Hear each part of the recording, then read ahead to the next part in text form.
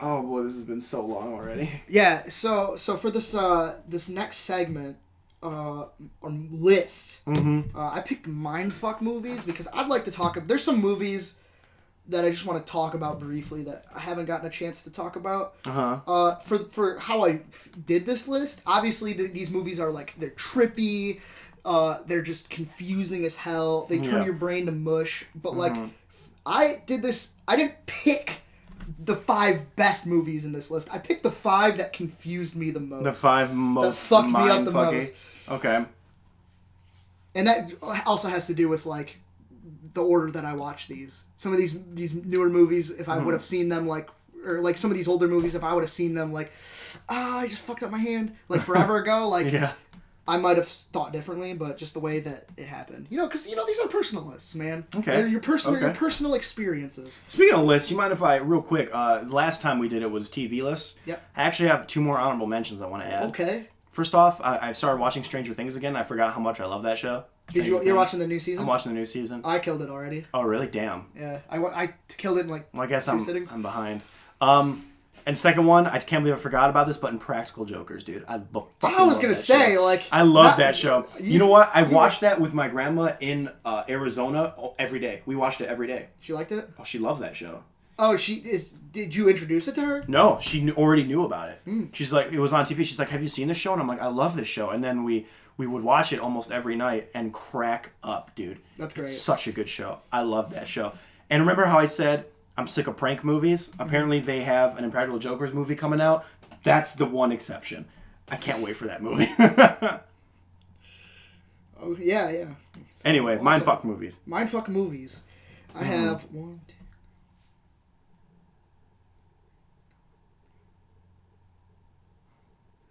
15? 15 honorable mentions? Yep. I don't have any honorable mentions. Oh, really? Really. Holy shit. So I'm going to just be talking about a bunch of shit then. Okay. Some of these I'll have to explain like why I think they're like fucky. But do you mind if I just go ahead. Go chip away? Yeah. So first I'm going to give a shout out to the movie Borgman, which is like easily like the weirdest movie I've ever seen in my life. Okay. Like most of those movies that you see like that is like really just completely fucking odd. Yeah. You'll have like one scene that stuck out and it's like that's the scene that you'll always remember the movie for. Didn't have any of that. No, it was every scene was just fucky and it just fucked me up. Next, Evolution is a movie that came out in 2016 for us. It's not that mind fucky, but there is like, it's super subtle. There's like a piece of information that it took me like 30 minutes to like realize it. We'd been watching the movie and it's like, super obvious too. It's like, what the fuck? I was watching it with Mark and like we figured it out and we were like, what the fuck? And that changed everything. Changed everything. Okay. So that was interesting. Valhalla Rising is a Nicholas Winding Refn film. I've heard of that film. That movie it's kind of very similar to Only God Forgives and Neon Demon, which is both on my on my honorable mention. So just knock that out. But this movie, you have to understand like Norse mythology in order to like fully comprehend it, which I know nothing about. So the movie probably would make more sense to somebody like that. But like to me, it was just fucking brutal. And confusing. But awesome, equally awesome. Yeah. Perfect Blue is we talked about this. Yeah, that's an anime movie. Yeah, it's an anime movie. The entire movie is basically just hallucinations from this woman, so it's kind of hard to tell like what's real and what's not in this movie. So that kind of makes it confusing. I don't even know if you'd consider this one to be, but I kind of do just because of the way that it just the design of the movie, and that's Eternal Sunshine of the Spotless Mind. Oh yeah, you can kind of see it. Yeah, I can. I'll put that as an honorable mention. There you go. There you go. Memento, because of the way that this movie does the chronology. Yep. Obviously, probably irreversible, but I haven't seen that movie yet, so that'd probably be up there too. Old Boy has a lot of twists. Okay, yeah. Because Mindfuck can be taken in many different ways. Mindfuck could be like a twist that's like, what? Or it could be like a trippy movie. Yeah. You know what I mean? Yeah. I have a lot of art house films on my Mindfuck list, but at the same time, I also have one movie that's more of like a twisty movie, and not so much of Mindfuck. That would be like what Old Boy is. It's a very twisty movie. Right. It's very twisty. Okay, this one... Fuck. This one, it's very light on exposition, and I think that the design for some of the scenes would be considered mindfucky, and that's Under the Skin. Oh yeah. That's pretty mindfucky. This is probably the godfather of all those movies. 2001: A Space Odyssey. Yeah. I have an honorable mention that I just thought of. Yeah. The Signal I thought was pretty mindfucky. It's weird. Yeah. You know? That's one of those movies where like you get to the end of the movie before you actually understand what's going on. Yeah, exactly. So it's kind of a mindfuck. Oh, I got another one too. Predestination. Shit, yeah. dude. Mm-hmm. That movie does not make sense to me. Like it Really? It doesn't make sense to me as in like it literally can't happen that way. No fiction, like take fiction out of it. It's a mindfuck, dude. It's like what? Yeah, that is totally true. Mm-hmm. Okay, so this one might need some explanation. Okay. And you probably heard of this movie. Yes. Amelie. Yeah. It's a rom-com movie. Yeah. But how can that? But there's so much overload of visual analogies in this film that it is trippy. There's so much. It's just feasting you with all of that information. That's good. Mitch hates this film. Yeah, I know. We talked about it briefly when we went to go see Venom. Uh-huh. And I was like so amped up when he said that he saw it, and then he was like, "Yeah, I didn't like it." I'm like, "What?" Yeah. But I get it. I totally get it. Discreet Charm of the Bourgeoisie, because that movie disassembles the boundary between fiction and reality and kind of acknowledges that line of existence. Yeah. And then I got 3 more. Lost Highway is a David Lynch film. And yeah, that one is confusing as hell, especially like halfway through the movie. Mm-hmm. Mr. Nobody, which is a movie that I could explain to you in like a paragraph. I can explain like everything that's going on in one paragraph. Yeah. But because of like the execution of the movie, it what is the word I'm looking for? Like not what's the opposite of simplifies? It overcomplicates. Overcomplicates. Yeah. The movie, and it really isn't that complicated. Yeah. And finally, the first film that I reviewed on YouTube, Zhao Zhao, is with Viggo Mortensen. It is a movie about a guy looking for his daughter in the desert, and that movie is very slow. And I looked up so many things trying to figure out like what people saw in the movie, and none of it was good enough for me. And I have my own explanation for it, and it's something that I'm kind of proud of personally. But it's a very confusing movie. All right. Well, fuck, dude. Yo, look at my phone. Can you see that? Can you see like the way the light? Whoa, isn't that crazy? It just looks like stars. Yeah. Wow. Okay, it's so trippy, bro, dude. Mindfuck. Trippy, mind boo. All right, dude. So, well, shit. You basically said my whole list, but okay. Oh shit, dude. I'm sorry. It's all good. I'm sure we'll have some surprises. I know. I doubt it. Should I just go? Yeah, go for it. My number 5 is Memento. This is the one that's not like more an art house film. It's just a very twisty film, and the mindfuck nature of it comes from the structure of the film. The fact that it's told backwards, but then there's a subplot that's told forwards, and then they kind of meet in the middle, and then it all starts making sense, and it's crazy, and it's really cool. It's like a noir kind of story. This is Christopher Nolan's second movie, and it's a very, very original way to tell a story. Him and his brother wrote it. This is actually based off of a story that his brother wrote, and it really F's with your mind. It's crazy. Yeah. You're like, what? Well, I did not understand it the first time I saw it. Yeah. Yeah. I did understand it, but there's so much more when you go back and watch it with that where you understand the structure more. And it's nuts. Yeah. Yep. Good stuff. Mm-hmm. My number 5 is probably the most famous short film, maybe, Meshes of the Afternoon. So it's a short film, huh? Yeah, it came out in, like, the 40s. Okay. It's fucking nuts. It's, like, 10 minutes long, and I've watched it a few times, and I still don't fully grasp it. It's a surreal film. Like, basically, she's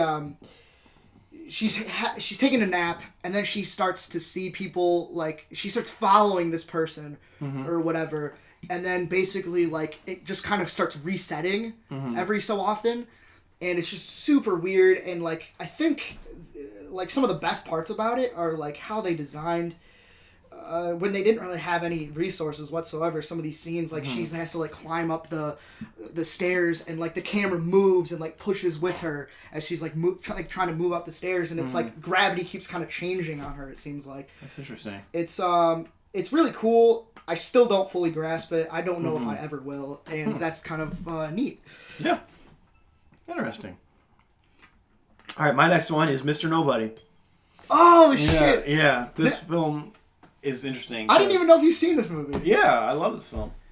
I only saw it once though, so I should preface that. But I remember it very vividly because what I like about this film is that I don't know if me and you have the same perspective on it, but it's kind of it's a film about choice and how your choices determine your future, and even the smallest minute choice you make, or even like the big choices you make, can affect the smaller choices you make later down in life. Yeah. And it also shows a repetition of life and like a poetry to it. And it's really touching. And it's filmed in such a crazy, bonkers way. Yes. But it's great. And I love it. And it expands through different time periods and through different people who fill the same part in this one guy's life. And it shows that this guy who they're like, because he's very old in the beginning of the film, it's like he's being interviewed. It's like, which timeline is the right one, or maybe they're all right some way. Yeah. It's a film that asks a lot of questions. It does. It does. And they're very existential, very philosophical questions. And for sure, if you're not in the mood to have your mind just have a headache from just thinking about life's uncertainty, then you probably shouldn't watch this film. Yeah, dude, it's art house as fuck. It is art house as fuck, and it's great. I do love that movie.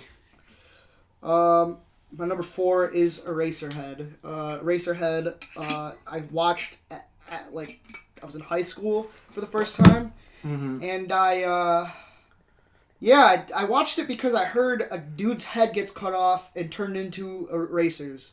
And I was like, yeah, that's good enough for me. I'm going to watch this. Yeah. And I didn't realize that it was just slow, meandering film with the subject of child raising and stuff like that. Like, I didn't hear anything about that because I don't think that the person who recommended it to me even knew about that. But the movie is, it's crazy. It's crazy. And I love it. I think this is one of those movies that, like, since I've seen it so long ago and I've had a lot of time with it, I kind of understand it at this point. But at my first watch, it was boring. I'm just gonna be real with you. No, yeah, that happens, man. It happens. And that's my number 4. All right. My next one you might disagree with, but just hear me out. That's what I love about this. Yeah, I put Love as a mindfuck movie because people watch it and they're like, "What the fuck? Civil War? Now he's in space? Wait, where? What? What?" And they're going, she finds a journal in there from the Civil War. How did that get there? What does that mean? It's total art house, and they don't know what. Like, I've seen people. They're like, I don't get it. So it's total mindfuck. Especially at the end, he's like, "What the fuck? He's like in a hotel now? What is this?" That's very 2001. Oh yeah. Yeah. It's this movie is a clear homage to 2001. It's an intentional homage. They don't even hide it. Yeah. No, they don't hide it. For sure. But they're like, "What? I don't get it." So I could see why people might think this is definitely like what? It explores the need for human connection. That's what this film is about. And it kind of goes through the ancestry of one guy and kind of explores his need for human connection. And there are vignettes throughout the film that explore other people's need for human connection, what human connection means to them. And it's all interesting because in the middle of that, plot A is showing this guy who's stuck in space and he lost all sense of human connection. So he's there alone. So it's all about that. It's about connection and loneliness and the need for people and love. It's about the need for love, really. That's why it's called Love. For sure. So But if you just watch it normally, people are like, "What the fuck is happening? I don't get it." Yeah. You know. Most of these movies, you have to be like in the right mindset. Oh yeah. Oh yeah. These are all like mindset movies. Mindset movies. For sure. My number 3 is Enemy, dude. Oh yeah. Oh, I forgot about Enemy. Dude, forgot about Enemy? I'll put Enemy as an honorable mention. Dude, Enemy is so fucking good. It is. That is actually the movie that like made me start like seeking out movies like this, and like I had to look it up. Mm-hmm. I did not understand it whatsoever. Yeah. I saw it when it first came out, and man, fuck, in like 5 years, like I've come a long way. Yeah. It's pretty neat. But yeah, I had to watch Chris Stuckman's me too. video Me too. because I was like, what is this? Yeah, like, me too. I didn't get this ending. It was so abrupt and stuff like that. But like, I was just so fascinated by it. I had to find out what was going on because I just loved everything about it, even though I didn't get it. Yeah. So yeah, it's a movie about Jake Gyllenhaal finds his doppelganger, sorta. Yeah, but it's about infidelity. Yeah. Is a big part of it. It's a big theme in the movie, and it's real good. If you haven't seen it, you have to see this movie because it's Denis. It's my favorite director. Oh yeah. Absolutely. So you're number 2. Number 2, Terrence Malick's Tree of Life. It's so good, dude. It's so good. Terrence Malick is the king of art house cinema, and he explores literally life, the tree of life, not just within the world and the universe, but within a human space, within a family. What does life mean for a circle that's this big and then a circle that's this big? What does that tree of life mean? And it shows the parallel between what life means on a small scale and a grand scale. And that's what's amazing about it. It's crazy. And it tries to make you... This movie is filled. There's a 20-minute segment in this movie that's just nothing but imagery. Yeah. And it's awesome. It is awesome. It is fucking It's the awesome. only scene I've seen through the whole movie. Yeah. I remember my sister came up to me and she's like, yeah, my friend Josh saw Tree of Life. Fucking terrible. There was a 20-minute segment of just imagery. And I'm like... That sounds fucking awesome. I want to watch that. So I did, and I loved it, dude. Because that's what it's about. It's about life on a grand scale is just as important as life on a small scale. And it explores that literally, I'm saying literally, through the tiniest microbe of human existence to the grandest scale of the universe. You see an up-close look. Obviously, it's like CG, but it's an up-close look at like bacteria, and then it shows you the universe. And the special effects, both practical and digital, are amazing. Mm-hmm. A lot of them were done by Douglas Trumbull, who did the special effects for 2001: A Space Odyssey. And it shows just the significance and the parallels between, like, sperm meeting egg, and then like a planet colliding with another planet to create a solar system or something like that. Like, holy shit. It's crazy. It's those crazy. Those comparisons and parallels, dude. It's nuts, dude. It's nuts because you see a bacteria and it looks like the universe, you know? But then you see the actual universe and you're like, what the? And then it cuts to like dinosaurs, and then it cuts to Brad Pitt and Jessica Chastain as a family, and it also chronicles their son growing up, and that's what it's about. It's also about this kid growing up, and then Sean Penn plays the adult version of that kid. Dude. Transformation, man. It's transformation. That's what it's about, and it's crazy. Yeah, fuck me. It's his masterpiece. It's his masterpiece. This is exactly how a filmmaker's supposed to be. They're supposed to, like, make their best films in their later years. Yeah. Like, that's how it should be. Yeah. And this man's been working at it for so long. I mean, like, Days of Heaven came out in, like, the 70s. Yeah, and I cannot wait for his newest film. It's supposed to come out in 2019. But I don't know. Yeah, I'll definitely be there. Oh, yeah, me too. My number 2 is Mulholland Drive. Mm-hmm. Mulholland Drive. Okay. When I first saw this movie, I did understand it pretty well. Okay. Even though there's like a segment in this film. Like the entirety of this film was pretty easy to follow because actually it was supposed to be a TV show. Okay. It was supposed to be like another Twin Peaks or whatever. And so it started out as like a pilot, and then he kind of started adding to it and stuff like that. And I'm like, this is kind of simple. Like, what do people like not get into this movie? Yeah. And then there's one scene in particular where it's full blown David Lynch, and I'm like, this is exactly what this film has been missing. Okay. And then that happens, and then everything changes. Everything is fucking topsy-turvy at that point. Damn, okay. And like, I was like, wait, what? Like, I was able to follow this up until this point. Like, what the fuck happened? Mm-hmm. And then I took me a little bit to understand that, but there's still something about this movie. There's still segments about this film, just scenes. Yeah. And objects that are in the film I'll never understand. I'll never understand their existence, and that's fine with me. Yeah. And that's kind of like, it's kind of neat. This is something that I love so much about his style of films, is because I can learn so much about life, and like I can apply those experiences to film, and yeah, I can apply anything I want to this film, and I don't think that I would comprehend it. Damn. Okay. It's just because he makes something, he takes parts of himself and puts it in there. That's what he does. Yeah. That's what he does.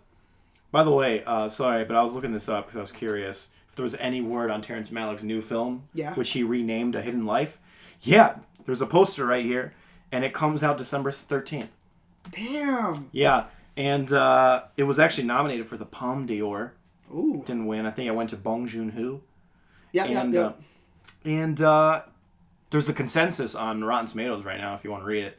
What do you got? It says, ambitious and visually absorbing, A Hidden Life may prove inscrutable to non-devotees, but for viewers of Malick's wavelength, it should only further confirm his genius.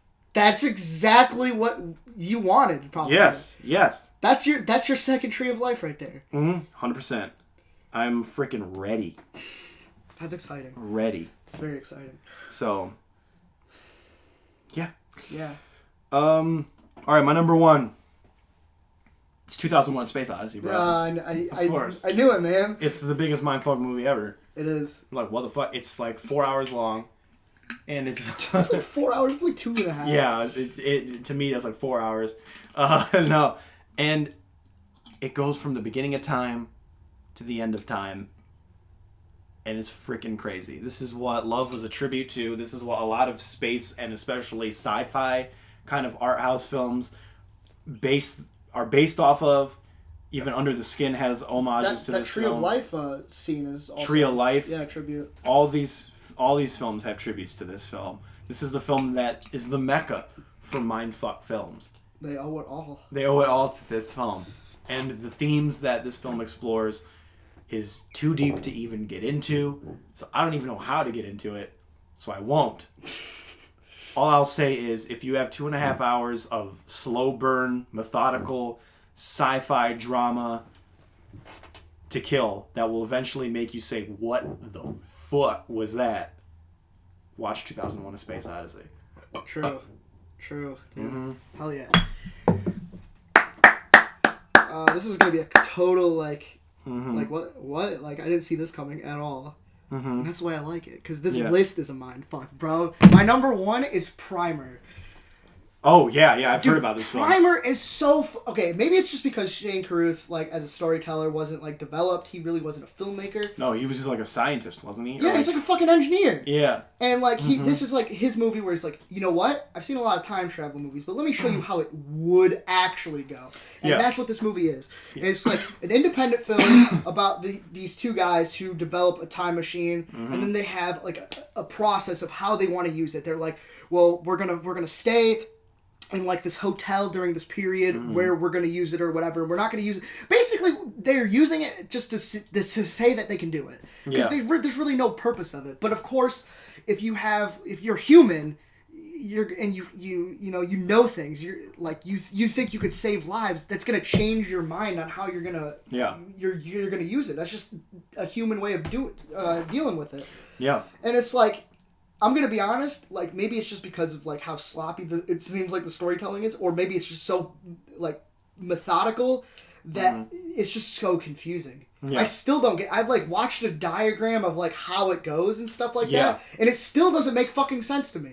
Yeah, see, I've never seen Primer, but I know a lot about Primer because literally I googled Mindfuck films. This was the first film that popped up. Oh, was it? Yeah, it was. This is on everyone's list of most confusing films, craziest films.